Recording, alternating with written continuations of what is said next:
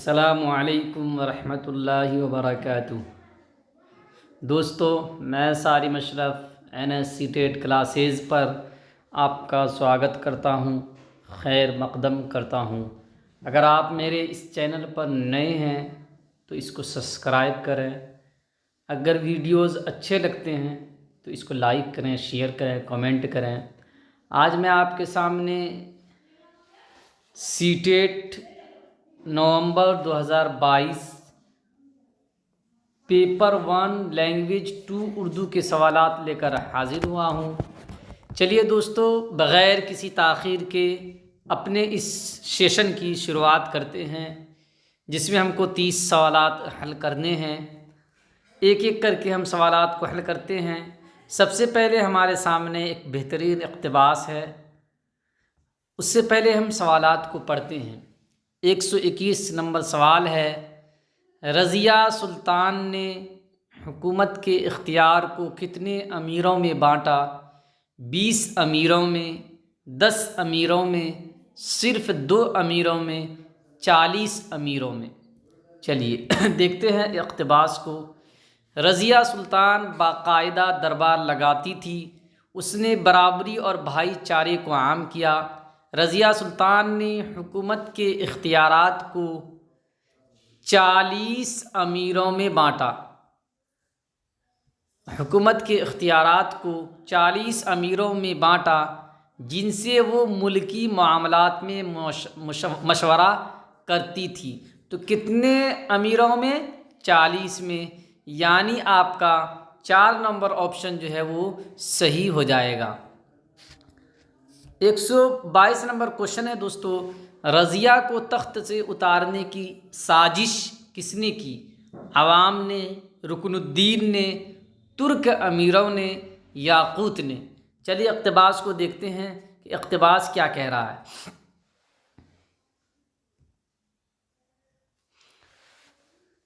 اس نے میر آخور کا سب سے بڑا عہدہ ایک حبشی غلام یاقوت کو دیا، کیونکہ وہ ایماندار اور جفاکش تھا۔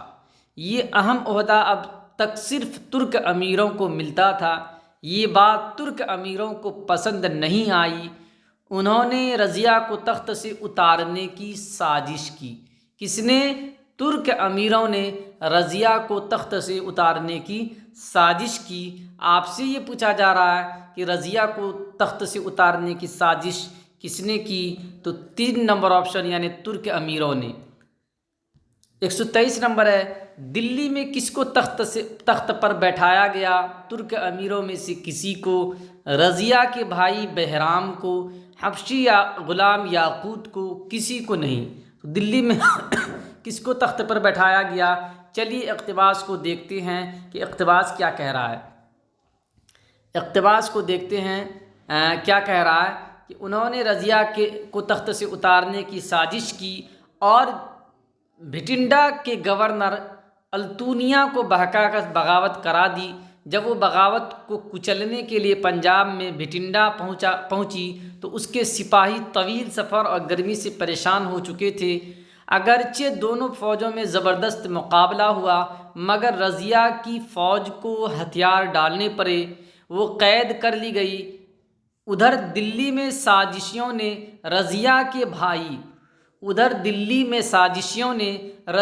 کے بھائی بہرام کو تخت پر بٹھا دیا اور بڑے بڑے عہدے آپس میں بانٹ لیے۔ تو رضیہ کے بھائی بہرام جو ہے اس کو کیا کیا؟ انہوں نے تخت پر بٹھا دیا۔ تو یہ 2 نمبر آپشن جو ہے آپ کا صحیح ہو جائے گا۔ 124 نمبر دیکھتے ہیں دوستو، رضیہ سلطان نے کس کی مدد سے دلی پر حملہ کیا؟ التونیا کی مدد سے، مخالف امیروں کی مدد سے، کچھ ترک امیروں اور راجپوتوں کی مدد سے، اپنی فوج کی مدد سے؟ چلیے اقتباس کو دیکھتے ہیں، اقتباس کیا کہہ رہا ہے۔ بہرام کمزور بادشاہ ثابت ہوا۔ التونیا کو جب اپنی غلطی کا احساس ہوا تو اس نے رضیہ سے معافی مانگی اور اپنی وفاداری کا یقین دلایا، پھر دونوں کی شادی ہو گئی۔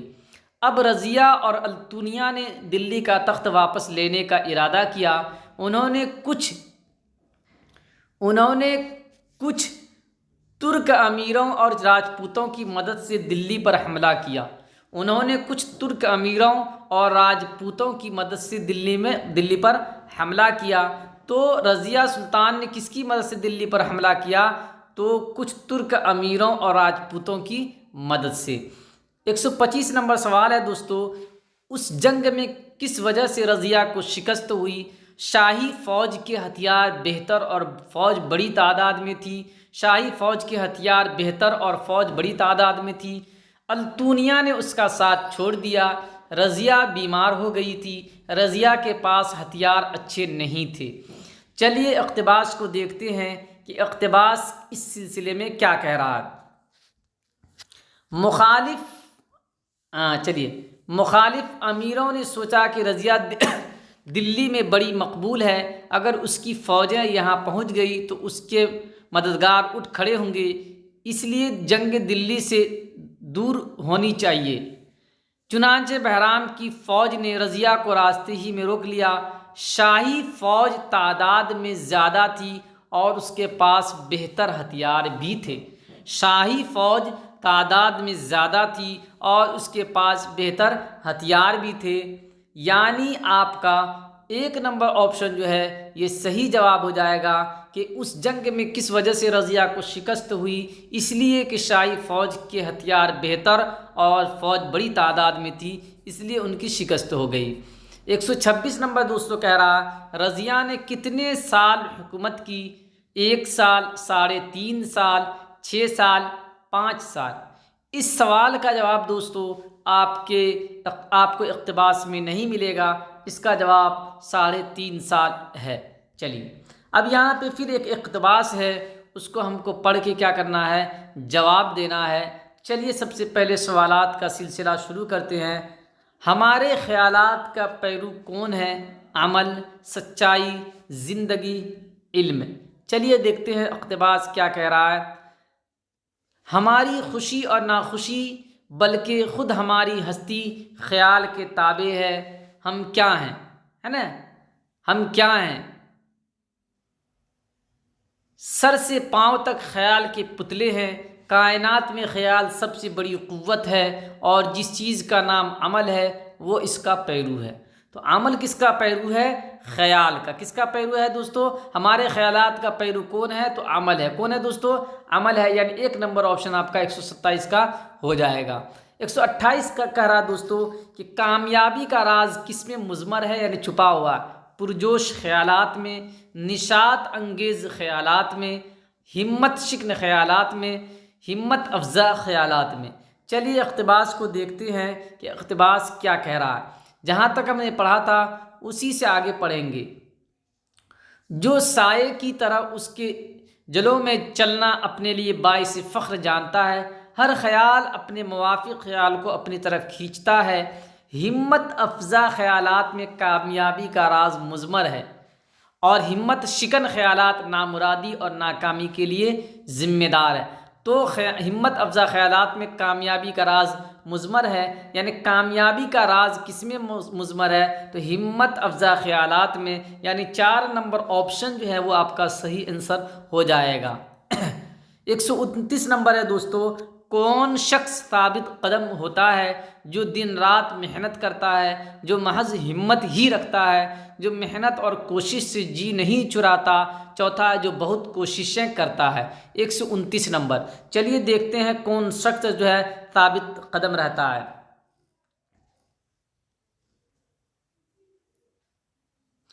اگر افسردہ اور پزمردہ خیالات ہر وقت دل میں آتے رہتے ہیں تو یہ یاد رکھنا چاہیے کہ آئندہ ناکامی کا راز انہی خیالات کے پردوں میں چھپا ہوا ہے۔ جو شخص ثابت قدم ہے اور محنت اور کوشش سے جی نہیں چراتا، جو شخص ثابت قدم ہے اور محنت اور کوشش سے جی نہیں چراتا، غم اور مایوسی کے خیالات کو اپنے دل میں نہیں آنے دیتا، وہ لوگ کیا ہوتے ہیں؟ کامیاب ہو جاتے ہیں۔ تو آپ سے کیا پوچھ رہا ہے کہ کون شخص ثابت قدم رہتا ہے؟ تو ثابت قدم جو شخص جو ہے جو محنت اور کوشش سے جی نہیں چراتا، وہ کیا ہوتا ہے؟ ثابت قدم ہوتا ہے۔ 130 نمبر ہے دوستو، زندگی میں کامیابی حاصل کرنے کے لیے ضروری ہے عزت اور شہرت۔ زر اور زمین، محنت اور کوشش، دولت اور حشمت۔ ابھی آپ نے پڑھا تھا کہ جو لوگ محنت اور کوشش کرتے ہیں ان کی کبھی ہار نہیں ہوتی ہے نا، محنت کرنے والے کی کبھی ہار نہیں ہوتی۔ آپ نے یہ شعر سنا ہوگا۔ 131 نمبر ہے دوستو، اگر انسان اپنے خیالات مسرت آمیز رکھے تو اسے یقینی ملے گی ناکامی اور بدنامی، کامیابی اور خوش نصیبی، مال اور دولت، عزت اور خوشی۔ اس کا جواب ایسے بھی آپ دے سکتے ہیں کہ اگر انسان اپنے خیالات مسرت آمیز رکھے یعنی بہترین رکھے، خوش آمیز رکھے، تو اسے یقینی طور پہ یہ کہا جا سکتا ہے کہ کامیابی اور خوش نصیبی کیا ہوگی، اس کو حاصل ہوگی۔ 2 نمبر آپشن ہو جائے گا۔ 132 نمبر ہے دوستو، انسان کی کامیابی ممکن ہے جب وہ محنت سے جی چرائے، جب وہ پیسہ خرچ کرے، جد و جہد اور کوشش کرے، قسمت پر شاکر رہے۔ تو آپ قسمت پہ شکر گزار رہنے سے کام نہیں چلے گا۔ ابھی اقتباس میں بھی اس کا جواب ملا ہے، لیکن ابھی چونکہ فوراً آپ پڑھ رہے ہیں کہ جد و جہد اور کوشش سے 3-4 سوالات ہو گئے، تو ہم اقتباس پڑھنے سے گریز کر رہے ہیں، چونکہ ہم کو یہ سوالات ابھی فوراً ہم نے پڑھے ہیں۔ 133 نمبر ہے دوستو، ناکامی کا متضاد ہے یعنی الٹا ہے۔ تو ناکامی کا الٹا ہے دوستو کامیابی، ناکامی کا الٹا ہے دوستو کامیابی، کامرانی، شادمانی، نامرادی۔ تو یہ ہو جائے گا۔ شرط کی جمع ہے دوستو شرائط، شرط کی جمع کیا ہے؟ شرائط، شرطوں، شرط مشروط یا مشرط جو بھی ہے۔ 135 نمبر کہہ رہا دوستو، یہ پیراگراف کس موضوع پر ہے؟ کامیابی اتفاق نہیں ہوتی، محنت کامیابی کی کنجی ہے، محنت کی برکت ہے، کوشش اور جد و جہد۔ تو یہ جو اقتباس ہے دوستو وہ اس بات پہ آدھارت ہے کہ محنت کامیابی کی کنجی ہے۔ ابھی محنت کی بات، کوشش کی بات بار بار آیا، اور جس کے سوالات کو ہم نے بغیر اقتباس کو پڑھے ہوئے حل کر دیے کہ محنت جو ہے وہ کیا ہے؟ کامیابی کی گارنٹی ہے۔ اگر آپ محنت کرتے ہیں تو یقینی طور پہ آپ کو کامیابی ملے گی ہی۔ چلیے اب ہمارا یہاں سے فن تدریس شروع ہوتا ہے۔ ان کے سوالات کو پڑھ کر ہم جوابات دینے کی کوشش کریں گے۔ چلیے 136 نمبر سوال ہے، وہ سرگرمی کون سی ہے؟ سرگرمی کا مطلب گتیویدھی، ایکٹیویٹی۔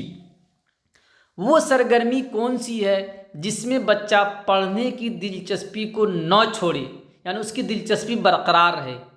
136 کا، اپنے پیپر پلان میں تبدیلی لانا اور دوبارہ ٹیسٹ لینا، اور ان کے تجربات جس کو انہوں نے خود کر کے سیکھا ہے دوسروں سے بتائیں، ہے نا۔ آپ جو پلاننگ کر کے لاتے ہیں، اگر پلاننگ میں آپ بچوں کے انوسار کیا کرتے ہیں، بدلاؤ کرتے رہتے ہیں، تو یہ کیا ہوگا؟ بچے کی دلچسپی کو بنائے رکھنے میں مددگار ہوتا ہے۔ دوسرا کیا ہے؟ 2 گروپوں کو بنایا گیا اور یہ دیکھا گیا کہ انہوں نے زندگی میں کیا تکلیفیں برداشت کی ہیں۔ تیسرا ہے پرنسپل کی اجازت سے اردو زبان کے پیریڈ کے دوران دیکھا جائے۔ چوتھا ہے 2 مقبول گانے گائے جائیں اور اس میں ان کا فن اور آرٹ دیکھا جائے جب والدین اور استاد ملے۔ تو اس کا جو ہے جواب دوستو 1 نمبر ہو جائے گا کہ اپنے پیپر پلان میں تبدیلی لانا، یعنی یہ نہیں کہ جو منصوبہ ہم بنا کے لائے ہیں بچے کو سمجھ میں آئے یا نہ آئے ہم کو فالو کرنا ہے، بلکہ آپ کے لیسن پلان میں آپ کو بدلاؤ لاتے رہنا پڑتا ہے۔ آپ چونکہ ہمارا پاٹھ کرم کے اندر لچیلا پن ہونا چاہیے، یہ نہیں کہ ہم جو سوچ کے آئے ہیں اس کو کرنا ہی ہے، اس لیے کہ بچوں کو بھی دھیان میں ہم کو رکھ کے اپنی گتیویدھی کو آگے بڑھانا ہے۔ 137 نمبر دوستو کہہ رہا ہے کہ زبان کی تحصیل کس کو کہیں گے؟ زبان کی آموزش نہیں، تحصیل یعنی بھاشا ارجن کی بات ہو رہی ہے۔ زبان کی تحصیل گرامر کو سمجھنے کے ساتھ ساتھ نئے الفاظ کو یاد کرنا اور ان کا تجزیہ شامل ہے۔ دوسرا، انسان کے دماغ کی ذاتی صلاحیت کی وجہ سے قومی اور دوسری زبان کو سمجھنے کا عمل۔ تیسرا، یہ ایک تکنیک ہے جو بچوں کے لیے قومی زبان سیکھنے کا ماحول پیدا کرتی ہے۔ چوتھا، ضروری الفاظ کے ذخیرے کا استعمال اور ان کو یاد کرنا شامل ہے۔ تو زبان کی تحصیل کہتے ہیں دوستو گرامر کو، چونکہ گرامر اس میں جو ہے جو مادری زبان ہوتی ہے اس میں کیا ہوتی ہے؟ آٹومیٹک ہوتی ہے۔ تو گرامر کو سمجھنے کے ساتھ ساتھ نئے الفاظ کو یاد کرنا اور ان کا تجزیہ کرنا یہ شامل ہے۔ چلیے 138 نمبر دوستو کیا کہہ رہا ہے کہ ابتدائی سطح پر حصے کی جانچ کو مؤثر کیسے بنایا جا سکتا ہے؟ کہانی، مواد یعنی وشے وستو، واقعات اور کرداروں پر مبنی تحریری امتحان کے ذریعے سے، زبانی انٹرویو لیا جائے جس سے یہ معلوم ہو کہ انہوں نے کتنا پڑھا۔ تیسرا، ایک چھوٹے پروجیکٹ میں ایک کتاب متن کا تبصرہ یعنی ذکر 50 الفاظ میں لکھوانا۔ چوتھا ہے الفاظ، معنی اور تاثرات یعنی اس کی جو بھاونائیں ہیں کی بنیاد پر کوئز میں بولنا۔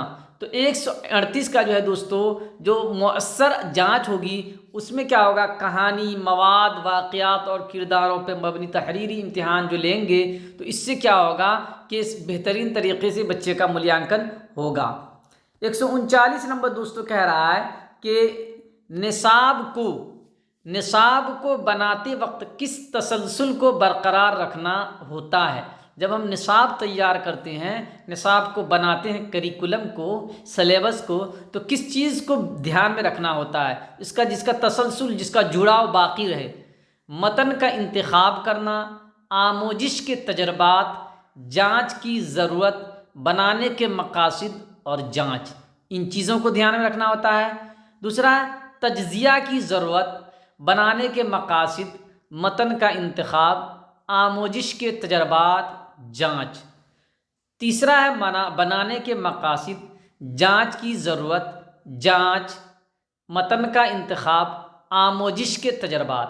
اور چوتھا ہے بنانے کے مقاصد، جانچ کی ضرورت، متن کا انتخاب، آموزش سے تجربات اور جانچ۔ یہاں آپ کو سیریل میں دیا گیا ہے کہ جب ہم اس کو بناتے ہیں نصاب کو، تو نصاب بنانے کے کرم میں جو ہے جو اس کا جو کرم ہوتا ہے، استر ہوتا ہے، اسٹیپس ہوتا ہے نصاب کو بنانے کا، اس میں سب سے پہلا ہوتا ہے دوستو تجزیہ کی ضرورت، یعنی نصاب بنانے کی ضرورت کیوں پڑی۔ دوسرا ہوتا ہے بنانے کے مقاصد۔ تیسرا ہوتا ہے کہ پھر آپ اس کے لیے متن کا انتخاب کرتے ہیں۔ چوتھا ہوتی ہے آموزش کے تجربات، جو آپ کے پچھلے انوبھو ہیں اس کو شامل کرتے ہیں، اور اس کے بعد کیا کرتے ہیں، جانچ ہوتا ہے۔ یعنی 2 نمبر آپشن آپ کا کیا ہو جائے گا، صحیح ہو جائے گا۔ چلیے 140 نمبر ہے دوستو، طالب علموں کے لیے میڈیا متبادل تجربہ فراہم کرتا ہے۔ جو میڈیا ہے وہ متبادل الٹرنیٹیو ویکلپک انوبھو پردان کرتا ہے، کس چیز کا؟ غیر مجرد الفاظ یعنی غیر مجرد الفاظ، غیر یعنی غیر مجرد کا مطلب ہے جو ٹھوس نہ ہو، کیس اسٹڈی کا، بورڈ پر فلم کے ٹکڑے لگانا، فیلڈ ٹرپ اور مشاہدے۔ فیلڈ ٹرپ کہتے ہیں کہ جو گھومنے کے لیے آپ جاتے ہیں، جس میں آپ کے گھومنے کے ساتھ ساتھ آپ کی پڑھائی بھی ہوتی ہے، آپ کو جانکاری بھی حاصل کرتے ہیں، ٹور وغیرہ میں جو آتے ہیں۔ چوتھا اصلی اشیاء اور نمونے۔ تو طالب علموں کے لیے میڈیا جو متبادل تجربہ فراہم کرتا ہے، کس چیز کا؟ بورڈ پر فلم کے ٹکڑے لگانا۔ کہیں کہیں پہ چوتھا آپشن دیا ہے، لیکن 2 آپشن آپ کا صحیح ہوگا۔ 141 نمبر دیکھتے ہیں دوستو کیا کہہ رہا ہے کہ کمپیوٹر کے متعلق ہدایات یا کمپیوٹر پر مبنی ہدایات، یہ بھی کہہ سکتے ہیں۔ اس کا انگلش ہوتا ہے CAI، کمپیوٹر اسسٹڈ انسٹرکشن میں سیمولیشن موڈ ہے وہ ہے جس میں سیکھنے والا۔ دیکھیے کمپیوٹر اسسٹڈ لرننگ یا کمپیوٹر اسسٹڈ انسٹرکشن میں جو ہے ایک ہوتا ہے سیمولیشن موڈ ہوتا ہے۔ تو آپ کو یہ بتانا ہے کہ سیمولیشن موڈ کس کو کہتے ہیں، سیمولیشن موڈ کس کو کہتے ہیں؟ کچھ معلومات حاصل کرنا اور سوالوں کے ذریعے فوراً فیڈ بیک دینا، اس کو سیمولیشن موڈ کہتے ہیں۔ دہرانے کے عمل کے ساتھ مشقوں کا ایک سلسلہ قائم رکھنا۔ تیسرا ہے صحیح و خطا یعنی ٹوٹی اور پریاس کے طریقے کے ذریعے مسائل کو حل کرنا۔ چوتھا ہے اصل زندگی کے غیر معمولی تجربات، یعنی آپ کی جو اصل زندگی ہے اس سے سمبندھت جو غیر معمولی تجربات ہیں اس کا استعمال کر کے سیکھنا۔ اسی کو دوستو ہم کہتے ہیں سیمولیشن موڈ، یعنی 4 نمبر آپشن جو ہے 141 کا صحیح ہو جائے گا۔ سیمولیشن موڈ اسی کو کہتے ہیں۔ 142 نمبر ہے دوستو، سننے کے محرکات، لسننگ اسٹیمولس ایک کیا ہے؟ معلومات کی کمی کو پیش کرنے کی کوئی سرگرمی کی جائے اور اس کی ہدایتیں دی جائے، اس کو سننے کی محرکات کہتے ہیں۔ دوسرا، کیا سننا تبصرہ کرنے کے لیے اچھا ہے۔ تیسرا، طلباء کو سننے اور کام کو پورا کرنے کے قابل بنانا۔ چوتھا ہے طلباء کا علیحدہ گروپ بنایا جائے الگ سے، اور وہ دوبارہ جمع ہوں اور بتائیں انہوں نے کیا سنا۔ تو سننے کی محرکات جو ہے، ایک معلومات کی کمی کو پیش کرنے کی کوئی سرگرمی کی جائے اور اس کی ہدایتیں دی جائے، اسی کو ہم کہتے ہیں سننے کی محرکات، سننے کے محرکات۔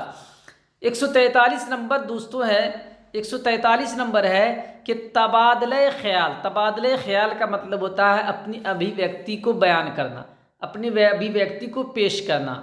تبادلہ خیال یعنی خیالوں کا ادلا بدلی، وچاروں کا جو ہے کو ایک دوسروں تک پہنچانا۔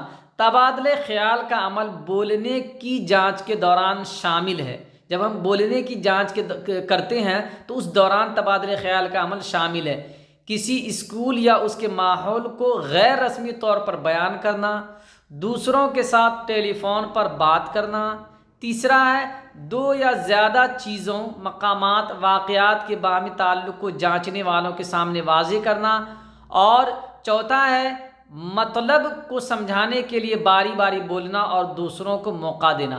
تو تبادلہ خیال کا مطلب ہوتا ہے دوستو، تبادلہ خیال کا مطلب ہوتا ہے دو یا زیادہ چیزوں، مقامات، واقعات کے باہمی تعلق کو جانچنے والے کے سامنے واضح کرنا، اپنی چیزوں کو بیان کرنا، یعنی 3 نمبر آپشن آپ کا ہو جائے گا۔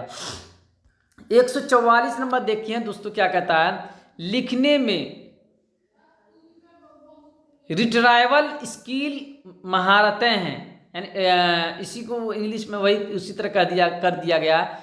ڈائیگرام بنانا اور تلخیص کرنا، حوالہ کو استعمال کرنے کی صلاحیتیں، پڑھنے اور سننے کے وقت معلومات اکٹھا کرنا، نوٹس بنانا اور نوٹس لینا۔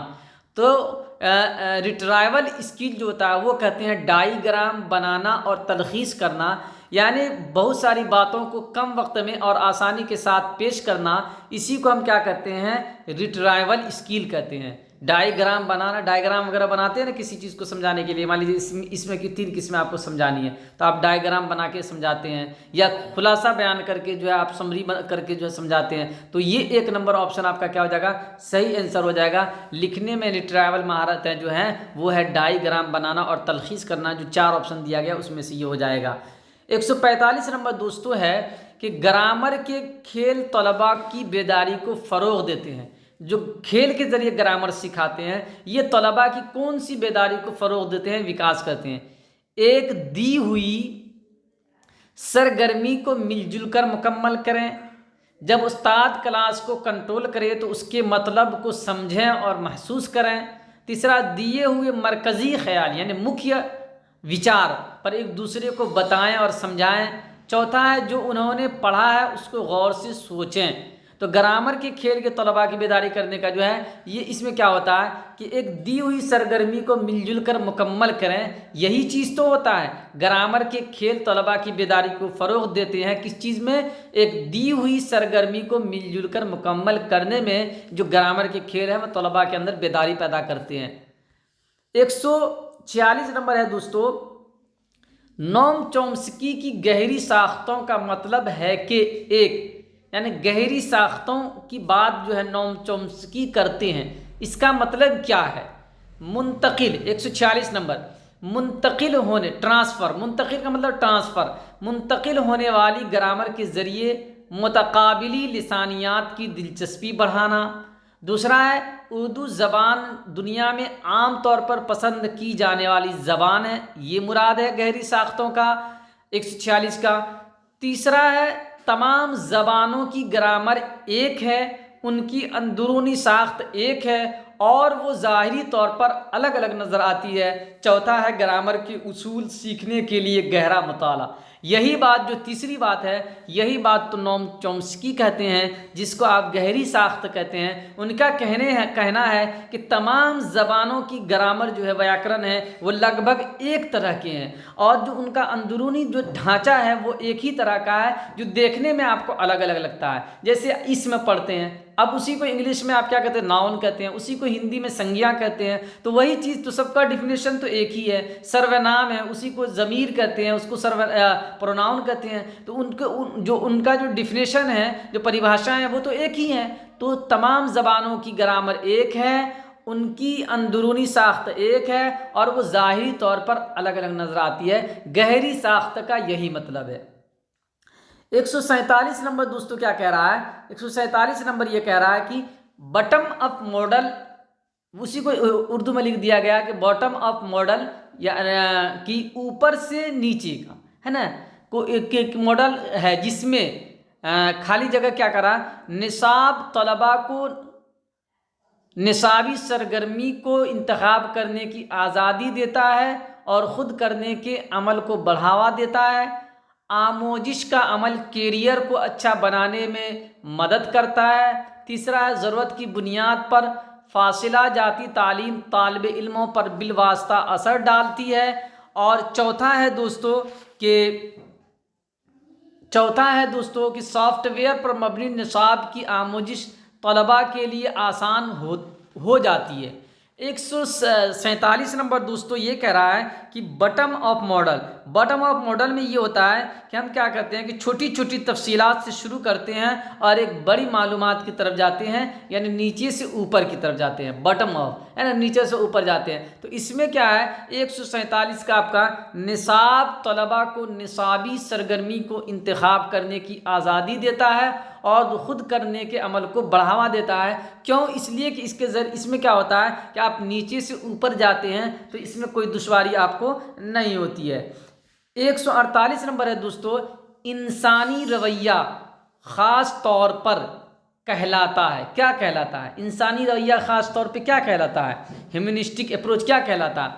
नए हालात में सीखे हुए उसूल, तसव्वुरात, मवाद और साख्त का इस्तेमाल करना इंसानी रवैया ये कहलाता है। कि जो नए हालात में सीखे हुए उसूल है, नियम है, तसव्वुरात है, कॉन्सेप्ट हैं, मवाद है, विषय वस्तु हैं, और साख्त यानी ढांचा, स्ट्रक्चर। दूसरा वो अमल जो तलबा को अपनी साख्त बनाने के लिए काबिल बनाता है।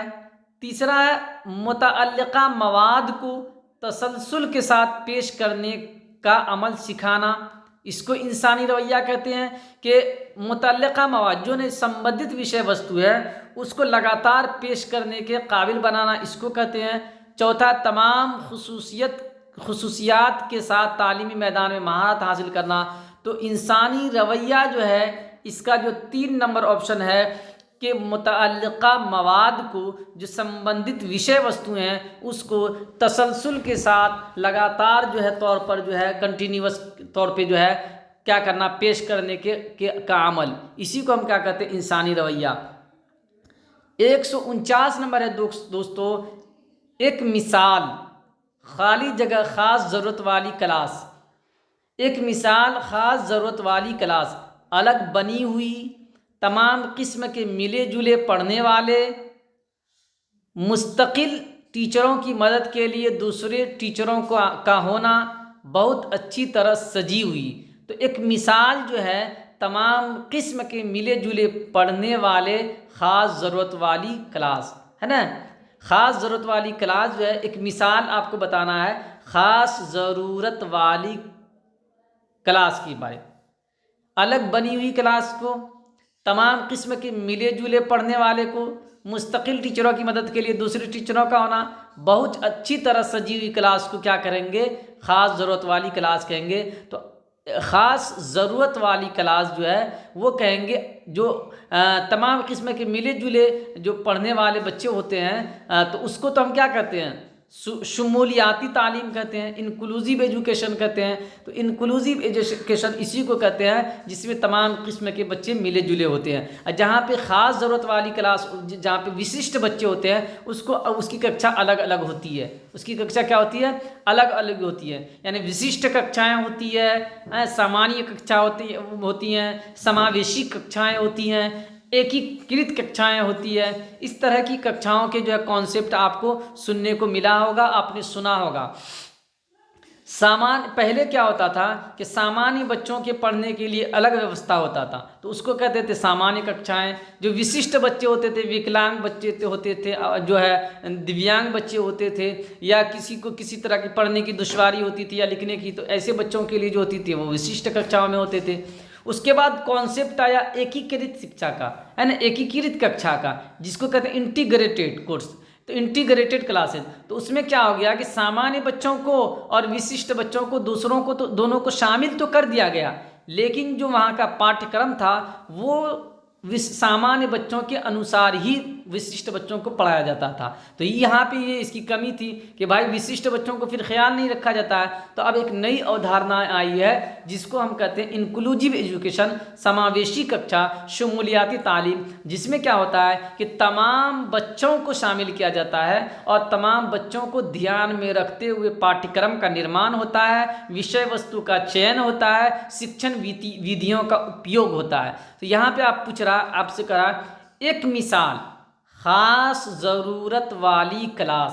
تو خاص ضرورت والی کلاس کی ایک مثال ہوگی، الگ بنی ہوئی کلاس کو ہم خاص ضرورت والی کلاس کہیں گے، یعنی 1 نمبر آپشن ہو جائے گا۔ لیکن اگر سماویشی ککشا مراد ہوگی تو تمام قسم کے ملے جلے پڑھنے والے کو جو ہے کیا کہہ دیں گے؟ ایک خاص کلاس کہہ دیں گے، تو 2 نمبر آپشن ہو جائے گا۔ 150 نمبر کہہ رہا دوستو کہ پڑھنے سے قبل کی سرگرمیوں کا کیا مقصد ہے؟